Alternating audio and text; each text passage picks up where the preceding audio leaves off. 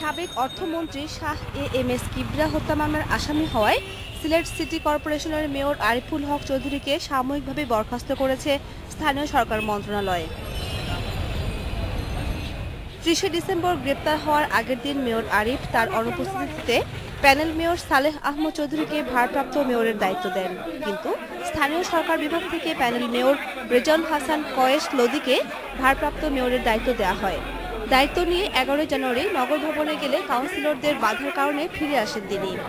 Chief executive অফিসারের রুমের স্তূপ আছে ফাইলের, কন্ট্রাক্টররা কাজ করতে অনীহা প্রকাশ করতেছে, বিল পাচ্ছে না।